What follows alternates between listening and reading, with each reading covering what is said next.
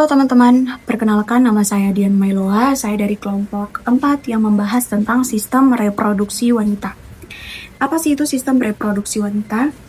Sistem reproduksi wanita adalah organ dalam tubuh perempuan yang memiliki banyak fungsi. Beberapa fungsi diantaranya yaitu menghasilkan sel telur, menjadi tempat terjadinya pembuahan, dan memberikan tempat untuk tumbuh dan kembangnya janin hingga siap dilahirkan. Sistem ini bekerja melalui keseimbangan hormon dan tentunya tersusun dari banyak organ penting, baik organ bagian luar maupun organ bagian dalam. Kita masuk pada organ reproduksi wanita.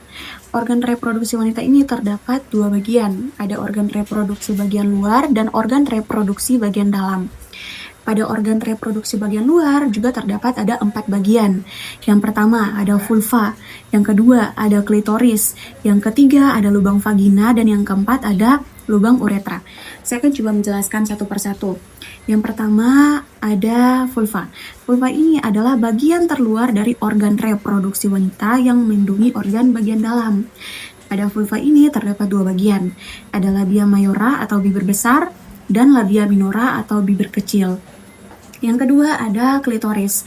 Klitoris ini sangat peka terhadap rangsangan karena mengandung banyak saraf. Yang ketiga ada lubang vagina. Lubang vagina ini adalah jalan masuk menuju saluran reproduksi. Dan terakhir ada lubang uretra.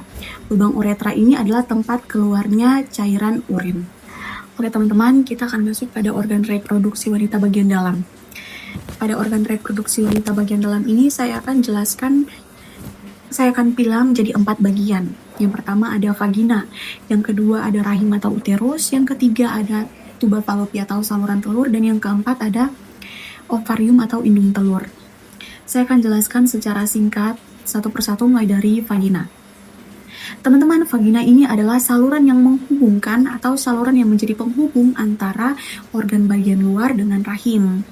Tentunya vagina ini memiliki banyak fungsi, diantaranya sebagai tempat keluarnya darah haid, sebagai jalan masuknya sperma, dan sebagai jalan lahir bayi.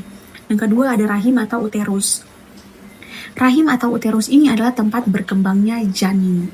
Pada rahim atau uterus ini ada yang namanya dinding rahim. Nah, teman-teman, dinding rahim ini akan menebal dalam rangka mempersiapkan kehamilan. Lalu yang ketiga ada tuba falopi atau saluran telur. Nah, tuba falopi atau saluran telur ini adalah saluran yang menghubungkan antara ovarium dengan rahim. Pada tuba falopi juga ini terjadi pembuahan antara sel telur dan sel sperma. Lalu yang terakhir ada ovarium atau indung telur.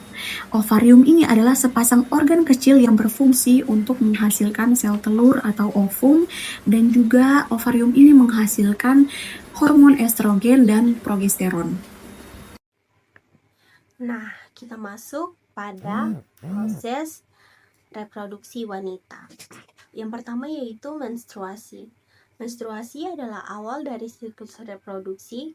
Pada tahap ini, dinding rahim atau endometrium yang sudah menebal akan meluruh dan keluar melalui vagina dalam bentuk darah. Hal ini terjadi karena sel telur yang dilepaskan sebelumnya tidak dibuahi. Rata-rata menstruasi berlangsung 3-7 hari dan siklus ini berulang setiap 28 hingga 35 hari.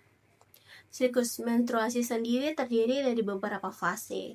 Fase utamanya yaitu fase menstruasi, di mana dinding rahim meluruh. Fase yang kedua yaitu fase perkembangan sel telur, di mana ovarium mulai mempersiapkan sel telur baru. Dan yang ketiga itu fase ovulasi, di mana sel telur matang dilepaskan dari ovarium. Fase yang keempat yaitu fase persiapan rahim, di mana rahim menebal kembali untuk kemungkinan kehamilan. Dan yang kedua yaitu ovulasi, di mana ovulasi ini adalah proses pelepasan sel telur matang dari ovarium. Biasanya terjadi pada hari ke-14 dari siklus menstruasi tadi, dan sel telur ini hanya bertahan hidup selama 24 jam atau 1 hari. Karena itu masa ini disebut dengan masa subur, yaitu di mana Ini adalah waktu terbaik untuk terjadinya pembuahan. Poin yang ketiga yaitu pembuahan. Jika pada masa subur sperma berhasil bertemu dengan sel telur di tuba falopi, maka terjadilah pembuahan. Hasil dari pertemuan tersebut disebut dengan zigot, yaitu cikal bakal terbentuknya kehidupan baru. Poin yang keempat yaitu kehamilan. Zigot kemudian berkembang menjadi embrio dan menempel pada dinding rahim. Proses ini disebut dengan implantasi.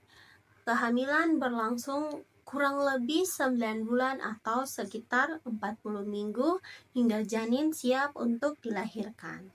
Fase selanjutnya yaitu fase persalinan.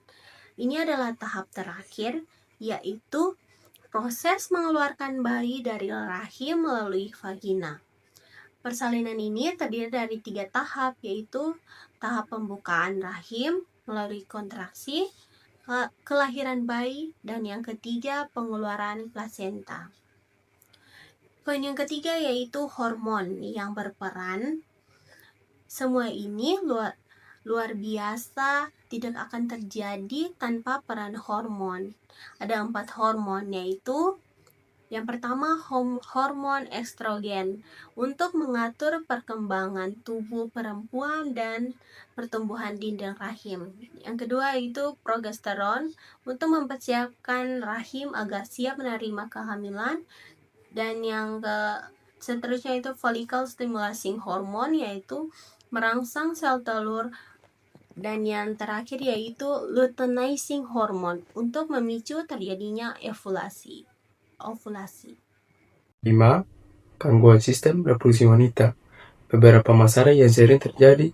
Yang pertama, PMS atau premenstrual syndrome, perubahan suasana hati nyeri perut. Yang kedua, infeksi vagina atau kepetuyan tidak normal. Yang ketiga, kista vario. Yang keempat, endometriosis.